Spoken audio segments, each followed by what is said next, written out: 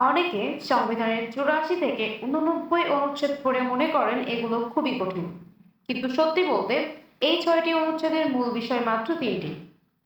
সরকারি টাকা কোথায় জমা হবে, সেই টাকা কিভাবে পরিচালিত হবে এবং বাজেট কিভাবে সংসদে অনুমোদিত হয়। আজকের ভিডিও শেষে আমরা পুরো বিষয়টি সহজভাবে বুঝব। চলুন শুরু করি।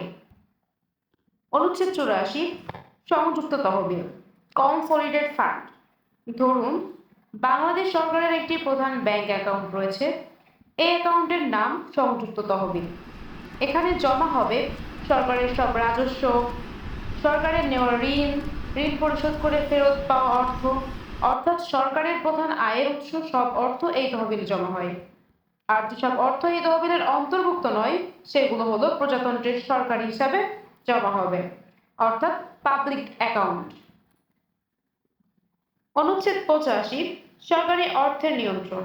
এখন প্রশ্ন হলো, টাকা জমা হলো, কিন্তু এই টাকা কে রাখবে, কে তুলবে, কিভাবে আয় হবে, এর হিসাব কে রাখবে? এই প্রশ্নগুলোর উত্তর দেয় অনুচ্ছেদ 85।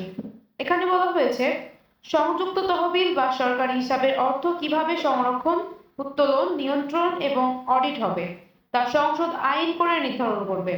আর আইন না থাকলে রাষ্ট্রপতি সাময়িকভাবে বিধি করতে পারবেন। মনে রাখবেন 85 টাকা পরিচালনার নিয়ম। অনুচ্ছেদ 86, প্রজাতন্ত্রের সরকারি হিসাব। এবার আসি পাবলিক অ্যাকাউন্টে। অনেকে মনে করেন সরকারি সব টাকা কনসলিডেটেড ফান্ডে যায়। এটি ভুল। এসব অর্থ সংযুক্ত তহবিলের অন্তর্ভুক্ত নয়, কিন্তু সরকারের পক্ষে প্রাপ্ত অথবা আদালতের আমানত বা সরকারি কর্মচারীদের কাছ থেকে অস্থায়ীভাবে জমা থাকা অর্থ এসব পাবলিক অ্যাকাউন্টে জমা হয়। অনুচ্ছেদ 87, বার্ষিক আর্থিক বিবৃতি। এখন সরকার জানাবে আগামী বছরে কত টাকা আয় হবে, কোথা থেকে আসবে এবং কোথায় ব্যয় হবে। এই পুরো বিবরণী হলো বার্ষিক আর্থিক বিবরণী, যাকে আমরা বলি জাতীয় বাজেট। প্রতি অর্থ বছরে সরকার এটি সংসদে উপস্থাপন করে থাকেন। অনুচ্ছেদ 88, সংযুক্ত তহবিলের উপর ধার্যকৃত ব্যয়। সব ব্যয়ের জন্য সংসদের ভোট লাগে না। কিছু ব্যয় সংবিধান নিজেই নিশ্চিত করেছে, যেমন রাষ্ট্রপতির বেতন, সুপ্রিম কোর্টের বিচারকদের বেতন, সরকারি ঋণের সুদ, সংবিধান বা আইন দ্বারা নির্ধারিত অন্যান্য ব্যয়। এসবকে বলা হয় চার্জ এক্সপেন্ডিচার, অর্থাৎ এগুলো ভোটের জন্য তোলা হয় না। অনুচ্ছেদ 89, অনুদানের দাবি। এখন সংসদের কাজ শুরু।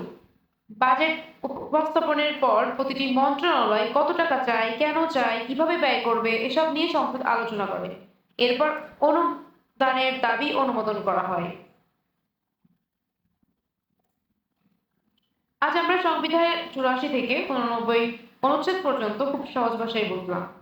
প্রথমে টাকা জমা হয়, তারপর সেই টাকার নিয়ন্ত্রণ, তারপর কোন টাকা পাবলিক অ্যাকাউন্টে যাবে, তারপর বাজেট তৈরি, উপস্থাপন এবং কিছু ব্যয় ভোট ছাড়াই হয়, আর বাকি ব্যয়ের জন্য সংসদের অনুমোদন নেওয়া দরকার হয়।